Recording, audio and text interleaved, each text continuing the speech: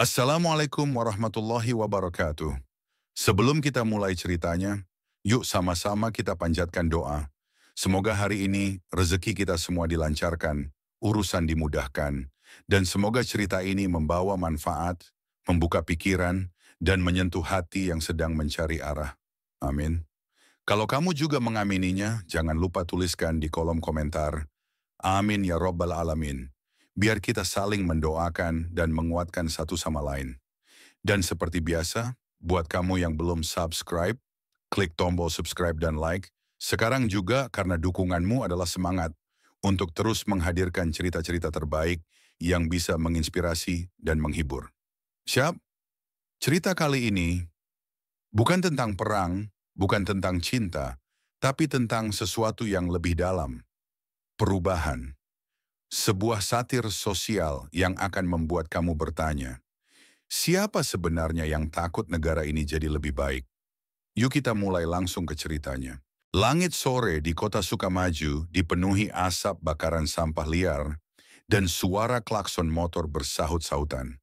Di bawah flyover Pasar Anyar, pemuda-pemuda bertato lengan dan kaos bolong duduk melingkar. Sebotol ciu dilewatkan dari tangan ke tangan, disambut tawa dan batuk. Di ujung perempatan, seorang pria dengan gitar berkarat bernama Udin melantunkan lagu sedih dari zamannya belum viral. Liriknya sumbang tapi semangatnya 100%. Ia berteriak di sela nyanyian, "Selamat datang di Indonesia, tempat rakyat bebas tapi bingung ngapain?" Tawa pecah. Beberapa pengendara terganggu dan memelototi mereka. Tapi Udin cuma balas dengan salam dua jari dan suara cempreng. Din," bisik temannya. "Joko, kamu tahu nggak? Gubernur kita KDM katanya mau bangun barak buat orang-orang kayak kita." Udin mendengus. "Halah, biarin aja. Kita kan bukan kriminal. Kita cuma menghibur jalanan. Lagi pula ini perempatan publik, bukan pesantren." Namun beberapa hari kemudian, pagi diwarnai suara siren dan mobil truk hijau bertuliskan, Program Pembinaan Rakyat Semi Militer, PPRSM. Aparat Satpol PP berpakaian rapi dengan senyum palsu mendekati kerumunan di bawah flyover. "Selamat pagi bapak-bapak sekalian," kata petugas itu ramah. "Kami dari pemerintah provinsi, berdasarkan laporan warga dan pantauan drone, kalian masuk daftar bina. Silakan naik ke truk, kita akan jalan ke barak pelatihan." Joko panik. "Din, kabur yuk, arah belakang, jalan tikus." Udin tetap duduk. Ia mengambil gitar, memainkan satu nada minor, dan berkata datar, "Gue pengen lihat seberapa manusiawi barak mereka. Lagi pula, siapa tahu ini inspirasi lagu." Di sisi lain kota, kantor Gubernur Jawa Barat KDM, pria dengan rambut disisir rapi dan suara tegas, namun menenangkan, duduk di depan kamera. Konferensi pers dimulai. "Kami mencintai rakyat kami, tapi cinta kadang perlu bentuknya tegas. Anak-anak nakal sudah banyak berubah lewat program pembinaan. Sekarang giliran yang dewasa nakal, yang mabuk, meninggalkan istri, bikin rusuh. Kita ajak mereka kenal arti tanggung jawab. Ini bukan hukuman, ini pembinaan. Dan jangan bandingkan ini dengan negara represif. Di negara maju pun ada yang lebih keras dari ini." Wartawan bertanya, "Tapi Pak, apakah ini tidak melanggar hak kebebasan individu?" KDM tersenyum. "Kebebasan itu bukan berarti boleh mengganggu orang lain. Kalau ada yang tiap malam nyanyi mabuk di perempatan sampai bayi nggak bisa tidur, itu bukan ekspresi seni, itu egoisme sosial." Malamnya, media sosial meledak potongan video Udin digiring naik ke truk viral. Ia sempat berteriak, "Bebaslah kalian yang hidup dalam tatanan. Kami adalah seniman jalanan, bukan kriminal negara." Tegar Jewiya Sherry, barak bukan solusi trending. Akun-akun aktivis, selebgram, kopi senja, dan penyair indie mulai turun tangan. Negara ini sedang bermain-main dengan kediktatoran. Apa selanjutnya? Disuruh push up karena patah hati? Namun di kolom komentar yang lain, banyak warga seperti Bu Neneng, seorang ibu rumah tangga di gang sempit yang setiap malam tidur pakai headset, karena anak tetangganya teriak-teriak sampai subuh. Ia menulis, "Terima kasih Pak Gubernur, rumah saya akhirnya bisa sunyi. Kalau bisa suami saya juga sekalian dibina, Kerjanya nonton YouTube konspirasi tiap malam. Sementara Udin duduk di dalam truk, matanya memandang keluar jendela kawat. Ia gumam pelan sambil memainkan gitar khayalan. Di negeri ini, kalau lo nggak bisa disiplin, jangan salahkan. Kalau akhirnya lo dilatih kayak tentara, truk melaju menuju barak. Langit mendung. Tapi bukan karena hujan, karena terlalu banyak asap dari orang-orang yang terlalu bebas membakar segalanya, termasuk tanggung jawab.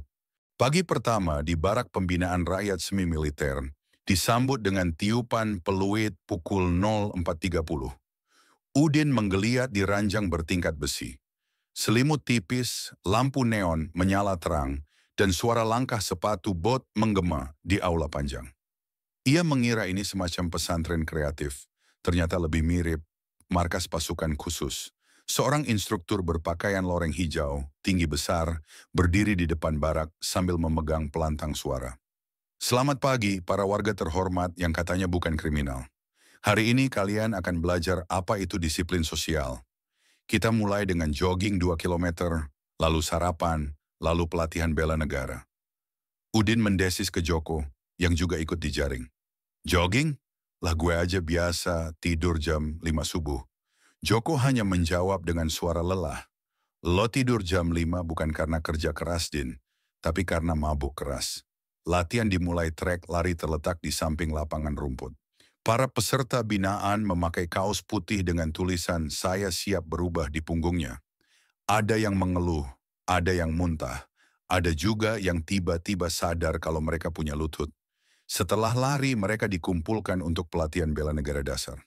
Instruktur menatap mereka satu persatu, lalu berkata, "Kalian bukan tentara, tapi kalian adalah warga negara. Dan warga negara yang baik tidak bikin onar di pasar, tidak mabuk di taman kota, dan tidak main gitar sambil menelantarkan anaknya." Tiba-tiba Udin menyahut, "Saya cuma nyanyi buat rakyat kecil, Pak. Saya ini suara jalanan." Instruktur mendekat, wajahnya tegas tapi tidak marah. "Suara jalanan bukan berarti harus fals dan mabuk. Kalau kamu cinta rakyat kecil, kamu nggak bikin ibu-ibu di rumah susah tidur." Ruangan hening, Udin terdiam. Untuk pertama kalinya, ia merasa lirik lagunya tidak cukup kuat buat jadi tameng. Sementara itu di luar barak media sosial semakin panas. Aktivis bernama Fajar Aulia, yang dulunya dijuluki Duta Kebebasan Berpendapat, tampil di berbagai talk show. Di layar TV, ia mengenakan jaket denim dan topi seniman, menyuarakan, "Ini langkah mundur bagi demokrasi. Pemerintah ingin mendisiplinkan warga dengan cara militeristik. Hari ini mabuk dikurung, besok bisa jadi galau dilarang." Di talk show lain seorang ibu menyela, "Tapi anak saya pulang dari barak jadi bisa salat dan bantu cuci piring, Mas. Dulu saya ngomong dia lempar sandal." Fajar menjawab halus, "Itu bagus, Bu. Tapi jangan sampai negara ambil alih tugas moral keluarga." Netizen terpecah. Beberapa mendukung Fajar. Namun banyak juga yang menulis, "Kalau negara nggak ambil alih, siapa lagi? Bapaknya anak saya aja udah 4 tahun nggak pulang." Kembali ke barak malam hari, Udin menatap langit dari balik jendela barak. Ia mencatat sesuatu di buku kecil. Tangannya gemetar bukan karena kedinginan, tapi karena pikirannya mulai jernih. Mungkin, mungkin gue bukan seniman jalanan. Mungkin gue cuman orang yang lari dari tanggung jawab dan nyamar pakai lagu. Di ranjang bawah Joko nyeletuk, "Lu baru sadar? Selamat datang di realitas." Udin tidak tersinggung, malah tertawa kecil. "Besok, gue mau coba ikut pelatihan wirausaha. Katanya diajar bikin bisnis tahu crispy." Sementara itu, di ruang gubernuran, KDM menatap layar laporan. 80% peserta program barak menunjukkan peningkatan perilaku. Ia berkata pada ajudannya, "Mereka bilang saya diktator, tapi kalau jadi diktator artinya membuat rakyat berhenti menyiksa rakyat lainnya, mungkin negara ini memang butuh lebih banyak kediktatoran moral." Pagi ke-12 di barak. Udin kini berdiri tegak, tidak lagi memakai kaos longgar bertuliskan "I love chaos" seperti dulu. Kini ia mengenakan seragam latihan putih bersih, rambut rapi, dan yang paling mengejutkan, ia tersenyum saat bangun pagi. Instruktur yang awalnya galak kini sering menepuk pundaknya sambil berkata, "Kamu ini Din, kalau dari dulu diajarin tanggung jawab, mungkin sudah jadi guru vokal." Namun hari itu bukan pelatihan fisik. Hari itu adalah Hari Pembinaan Mandiri dan Kewirausahaan. Udin dan para peserta lainnya dipandu untuk mengikuti workshop membuat tahu crispy dengan branding nasionalis. Tahu tangguh, camilan, para patriot. Di dapur sederhana, seorang pelatih wirausaha bernama Buyati berdiri di depan mereka. Wanita parubaya berkerudung, berbicara cepat dan tegas seperti komandan logistik. "Kalian pikir tahu cuma makanan? Salah, ini simbol. Tahu itu lembut, tapi harus dibalut agar bisa garing. Sama kayak hidup. Lemah itu manusiawi. Tapi kita harus punya lapisan ketahanan, disiplin, etika, dan keterampilan."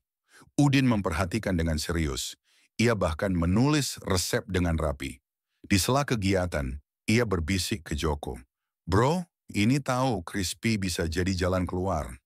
Daripada nyanyi nyusahin warga, mending jual tahu dan siapa tahu nulis lagu dari dapur." Joko tersenyum. "Lo berubah, Din.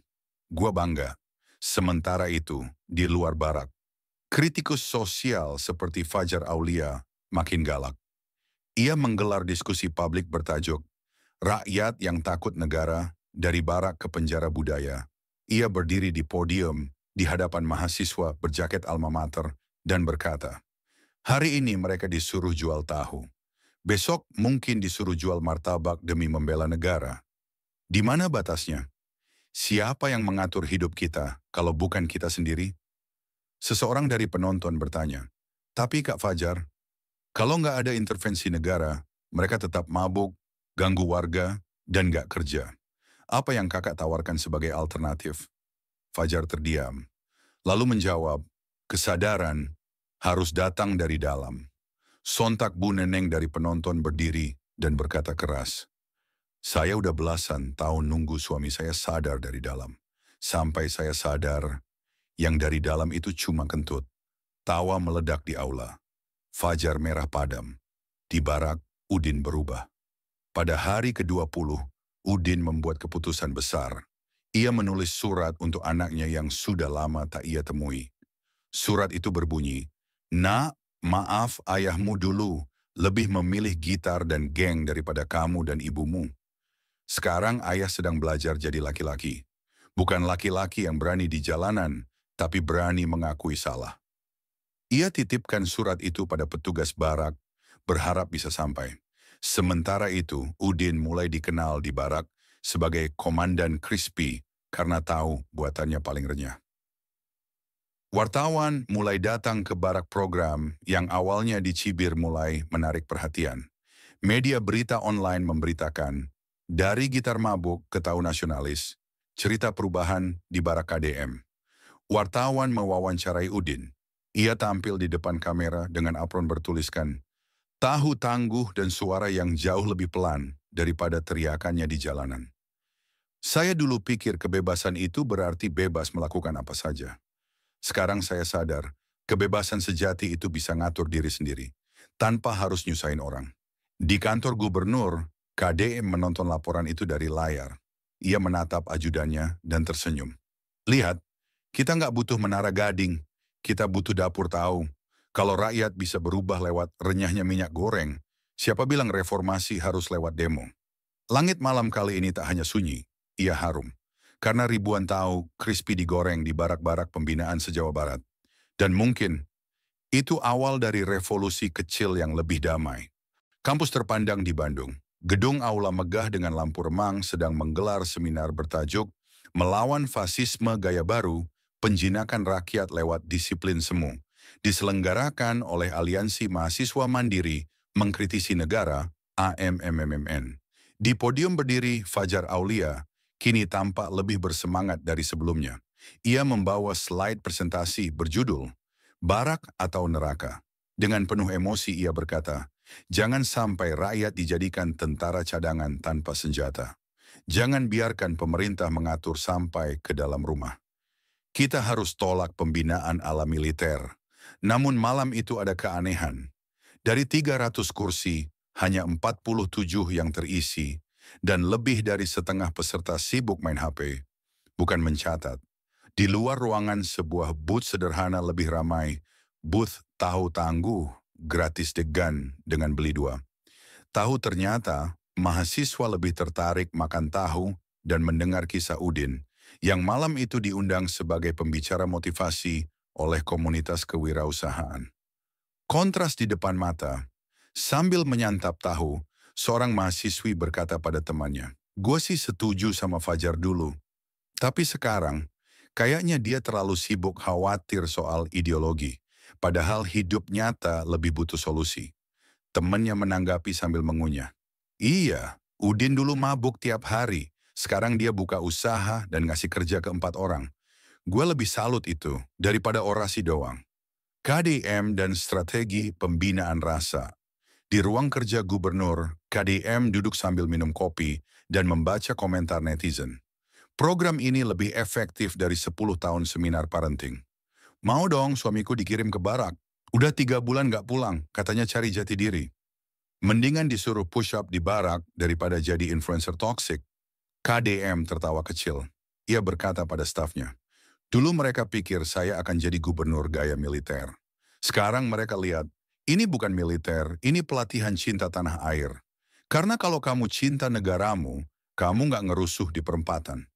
Fajar, dari orator ke narator. Kembali ke seminar, Fajar merasa lelah. Ia duduk setelah presentasi dan berkata pada asistennya, "Apakah aku yang terlalu idealis? Atau rakyat memang sudah terlalu penat untuk berpikir ideal?"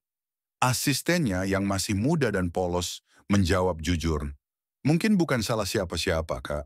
Mungkin rakyat cuma butuh contoh nyata, bukan narasi panjang." Keesokan harinya, Fajar memutuskan untuk datang langsung ke barak. Bukan sebagai pengkritik, tapi sebagai pengamat yang jujur. Dialog dua dunia. Di barak, Fajar duduk berseberangan dengan Udin. Mereka minum teh tawar di bawah pohon beringin yang rindang. Fajar membuka percakapan. "Dulu saya pikir program ini menindas.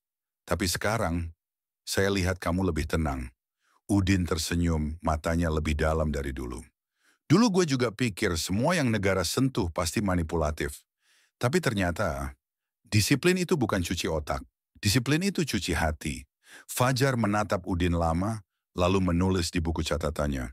"Kadang perubahan bukan datang dari kemarahan, tapi dari keikhlasan mengubah diri sendiri." Di dinding luar barak, kini tergantung papan kayu dengan kalimat besar. "Mereka yang tak bisa disuruh diam, akan kami ajar untuk bergerak." Dan satu persatu, orang-orang yang dulunya hanya berisi, kini mulai menjadi bermanfaat. Di tengah geliat perubahan yang mulai terlihat nyata, muncul suara-suara baru, keras, lantang, dan membingungkan.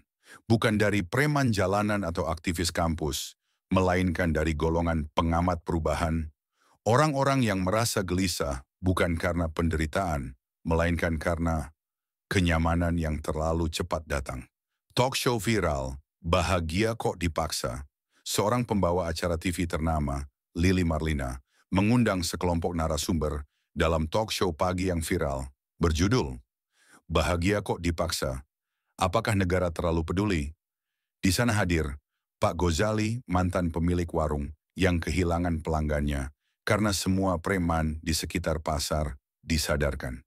Mbak Sari, mantan istri dari pria yang sekarang ikut program barak, merasa kesepian karena suaminya terlalu berubah. Dan Mimi, influencer spiritual yang percaya bahwa penderitaan adalah bagian dari perjalanan batin.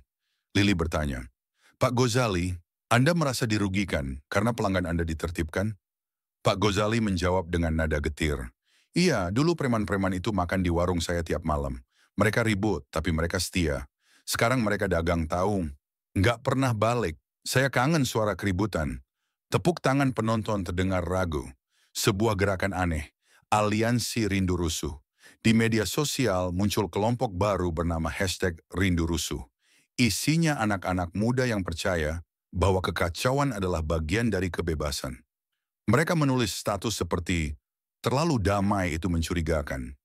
Kalau semua orang baik, siapa yang kita lawan? Tahu crispy bukan jawaban, bro." Sebagian bahkan membuat konten nostalgia Zaman terminal, gaduh.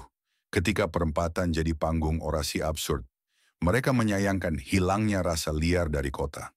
Sementara itu, di pinggiran kota Ibu Yanti, seorang guru TK di kawasan Kopo sedang menjemput murid-muridnya ketika seorang wartawan bertanya, "Bu Yanti, apa pendapat Ibu soal gerakan Sharajo Rindu Rusuh?" Ibu Yanti menjawab sambil menggandang anak-anak kecil. "Saya nggak ngerti politik, tapi saya tahu sejak program itu jalan, sekolah kami nggak pernah diganggu lagi sama geng motor. Dan sekarang, anak-anak saya bisa main sampai sore tanpa takut." Lalu ia menoleh ke kamera dengan mata jernih. "Kalau ini disebut paksaan bahagia, saya rela dipaksa tiap hari." KDM hadapi wartawan. Dalam sebuah konferensi pers, KDM mendapat pertanyaan tajam. "Pak Gubernur, apakah Anda tidak khawatir bahwa rakyat kita sedang dibentuk jadi terlalu patuh?" KDM menatap langsung ke arah wartawan. Tak marah, ia malah tertawa kecil. "Lucu, ya. Dulu kita repot karena rakyat terlalu liar. Sekarang mereka patuh, kita bilang terlalu jinak. Mungkin masalahnya bukan di rakyatnya, tapi di orang-orang yang tidak bisa hidup tanpa konflik." Ia lanjut, "Yang saya tawarkan bukan kepatuhan buta, tapi keseimbangan. Negara ini terlalu lama dikuasai dua hal, suara keras dan tangan kosong. Sekarang saatnya kita bicara dengan suara pelan dan tangan yang bekerja." Udin. Dari gitaris jalanan ke penggerak Udin, kini punya usaha tahu dengan 12 pegawai. Salah satunya anak muda dari geng motor yang dulu ia kenal. Udin tidak hanya mengajarkan resep tahu, tapi juga mengadakan kelas tanggung jawab setiap Jumat sore. Di salah satu sesi ia berkata, "Hidup ini kayak minyak panas. Kalau lo nggak siap, lo digoreng. Tapi kalau lo punya adonan yang kuat, lo bisa jadi camilan yang bikin orang bahagia." Salah satu pemuda nyeletuk, "Bang, ini kelas tahu atau filsafat goreng?" Udin tertawa, tapi matanya berkaca-kaca. Ia tahu, ia sedang membentuk masa depan yang lebih garing, tapi jauh dari kering. Dan di tengah maraknya gerakan #Rindu Rusuh, satu fakta tak terbantahkan. Angka kriminal ringan turun 47%. Jumlah warga yang membuka usaha mikro naik 32%. Tapi tetap saja beberapa orang bertanya-tanya, apakah rakyat benar-benar bahagia atau mereka hanya terlalu sibuk berubah untuk sempat protes?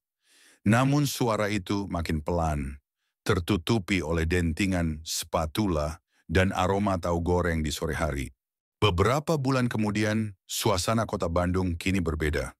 Tidak berarti menjadi utopia, tapi lebih tenang, lebih tertib, dan lebih aneh bagi mereka yang terbiasa dengan kekacauan. Warung kopi yang dulu jadi pusat debat kini sepi. Para ahli masalah berkurang jumlahnya. Sebagian sudah menghilang karena ikut program pembinaan. Sisanya memilih pindah ke dunia digital, membuat podcast dengan judul seperti "Mengapa Ketertiban Merampas Jiwa Kita? Rindu Jalanan yang Berisik." Bahagia konspirasi negara, namun ironisnya jumlah pendengar mereka stagnan.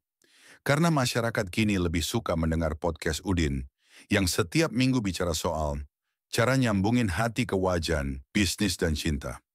Deklarasi di Barak, di Dodik, tempat pembinaan ala militer itu, KDM mengadakan pertemuan besar. Ratusan orang hadir, eks-pengangguran, eks-preman, ibu-ibu yang dulu lapor anaknya tak pulang, dan pemuda-pemudi baru yang datang bukan karena dijaring, tapi karena mendaftar sendiri. KDM berdiri di atas panggung dari peti amunisi bekas dan berkata, "Kita bukan sedang membentuk tentara, kita sedang membentuk warga negara yang tahu arah. Karena terlalu lama kita hidup dalam negara yang penuh kebisingan tapi minim arah." Lalu ia diam sejenak menatap ratusan pasang mata yang kini tak takut tertib. "Kalian bukan tahanan, kalian bukan korban. Kalian adalah rakyat yang terlalu lama dikira tidak bisa berubah. Tapi hari ini, kalian buktikan bahwa disiplin bukan penjara dan keteraturan bukan kekalahan." Konflik. Terakhir, penolakan resmi. Di pusat kota, sekelompok politisi dan tokoh masyarakat mengajukan gugatan. Program ini membunuh kebebasan berekspresi. Ini bentuk kolonialisme gaya baru. Media menyambut narasi ini hingga sebuah tayangan eksklusif memperlihatkan salah satu penggugat ternyata dulu pemilik diskotek ilegal. Seorang lainnya mantan ketua ormas yang kehilangan pendapatan dari pungli. Masyarakat mulai memahami bahwa penolakan bukan soal prinsip, tapi soal kehilangan panggung. Fajar kembali bicara Fajar Aulia, sang aktivis yang kini jadi peneliti independen, menulis sebuah artikel yang viral. Kita tidak dipaksa baik, kita hanya diminta jujur. Dalam artikel itu ia menulis, dulu saya percaya kekacauan adalah bentuk keaslian. Tapi sekarang saya paham, keaslian tanpa arah hanya melahirkan kebisingan yang tak bermakna. KDM bukan nabi, tapi ia berani melakukan sesuatu yang selama ini kita cuma bicarakan, memulai perubahan meski ditertawakan. Penutup, Republik Tahu. Suatu hari di Pasar Baru, wartawan mewawancarai anak muda bernama Raka, mantan tukang mabuk yang kini buka warung tahu di sebelah kios parfum. Wartawan bertanya, "Apakah kamu bahagia sekarang?" Raka menjawab sambil mengaduk adonan. "Gak tahu, Mas. Tapi sekarang saya bisa beliin anak saya sepatu tiap tahun. Dan gak ada orang ngusir saya dari rumah lagi. Kalau itu bukan bahagia, saya juga gak ngerti harus nyebutnya apa." Lalu terdengar suara dari pengeras suara di masjid. "Sholat Asyar berjamaah. Mari kita tinggalkan semua aktivitas." Raka tersenyum kecil. Dulu panggilan itu selalu kalah sama botol minuman. Sekarang, botolnya udah ganti. Isinya minyak goreng. Pesan saya sih, dalam negara di mana keteraturan dicemooh, di mana tindakan nyata kalah pamor dari retorika, dan di mana bahagia dianggap tanda tunduk, muncullah sebuah republik kecil yang dibangun bukan dengan senapan, tapi dengan wajan tahu dan jadwal bangun pagi. Mereka menyebutnya Republik Tahu, tempat di mana rakyat akhirnya disiplin tanpa marah. Terima kasih sudah menemani cerita ini sampai akhir. Semoga kisah ini membuka mata dan hati kita semua bahwa perubahan itu bukan untuk ditakuti, tapi untuk disambut dengan penuh harapan. Kalau kamu merasakan manfaat dari cerita ini, jangan lupa beri like ya, karena itu tanda kamu peduli dan mendukung kami untuk terus berkarya. Tulis juga pendapat atau doa kamu di kolom komentar, supaya kita bisa saling berbagi dan belajar bersama. Dan tentu saja, kalau belum subscribe, klik tombol subscribe dan aktifkan loncengnya supaya kamu tidak ketinggalan cerita menarik berikutnya. Sampai jumpa di cerita selanjutnya. Wassalamualaikum warahmatullahi wabarakatuh.